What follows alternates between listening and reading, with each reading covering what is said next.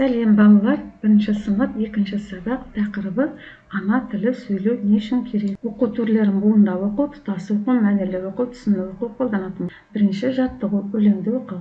Ана тілі, ақыл ойын дананың, ана тілден аламын. Ана тілім ардақты, ақ сүттей ана.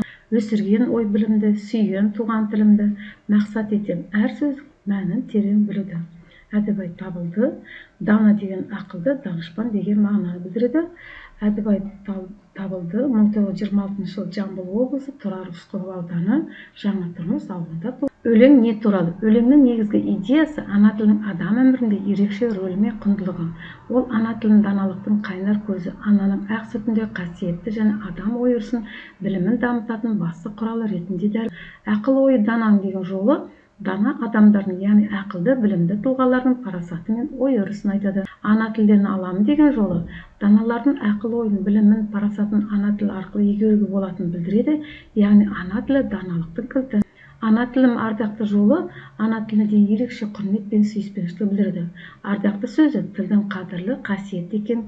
Ақ сүтіндей анамның ана тілдің қасиеттілігін, тазалығын және адамға ана сүтінде өмір беретін, тәрбиелейтін күш екенін айқындайды. Өсірген ой білімді жолы ана тілі адамның ой-өрісін кеңейтіп, білімін арттыруға әсер ететінін көрсетеді. Тіл арқылы адам білім алып, танымдылығын кеңейтеді. Сүйген туған тілім деген жолы туған тіліне деген шексіз махаббат пен адалдықты білдіреді. Мақсат етем әр сөзінің жолы тілдегі әрбір сөздің мән-мағынасына терең үңілуге, оны толқынды түсінуге деген ұмтылысты білдіреді.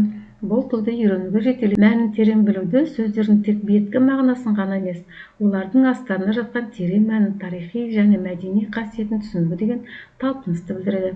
Қорыта келе, бұл өлең қазақ халқының ана тіліне деген ерекше құрметін, оның ұлттық болмыстығы орнын айқын көрсетеді. Жалпы өлеңде не туралы айтылған? Өлең тілдің маңыздылығын, оның даналық білімінің қайнар көзі екенін айтады. Ана тілі ананың ақ сүтінде қасиетті, ой-өрісті дамытатын, білімді арттыратын құрал ретінде суреттелген.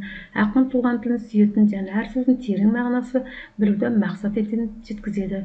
Жалпы өлең ана тілін құрметтеуді және оның мәнін терең түсінуге деген ұмтылысты білдіреді. Ана тілім ардақ дегенді қалай түсінесің? Ана тілім бұл адам дүниеге келгеннен бастап естіп, сөйлеп үйренетін тілі. Ал ардақты деген сөз қадірлі, қымбат, құрметті деген мағынаны білдіреді. Ендеше ана тілі ардақты деген тіркес өз тілім мен үшін өте қымбат, мен оны қадірлеймін, сыйлаймын деген білдіреді. Тілі ұлттық рухани байлығы, сол тіл арқылы мәдениет, салт, дәстүр, тарих сақталады.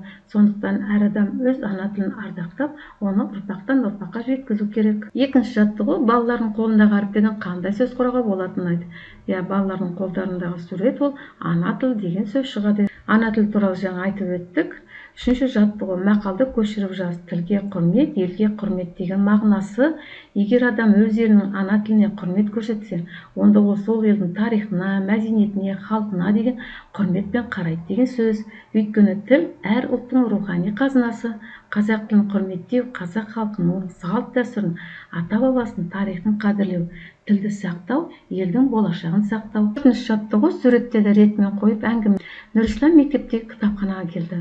Бос уақытының бәрін сол жерде өткізеді. Кітапханада өзін еркін сезінеді, себебі кітаптар әлемге жетелейтін. Ол кітаптардың ішінен өзіне ұнаған Менің атым Қожа кітабын алып апайға келді. Апай оның таңдауына риза болды. Бұл өте қызықты кітап. Мектептегі бала өмірі мен оның бастан кешкен оқиғалар туралы деді. Оқыда, келесіде ойың мен кітап оқуың ойыңды дамытады, тіліңді байытады. Іске сәт, Нұрислам. Рахмет, апай, сау болыңыз. Бірінші келуі, мінекей.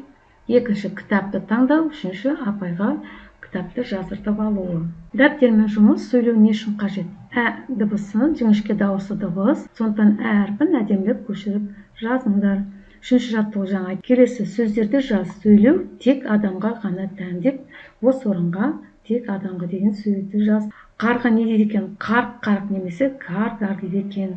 Ал бұзау бізден мө деген осындай дыбысты шығарады.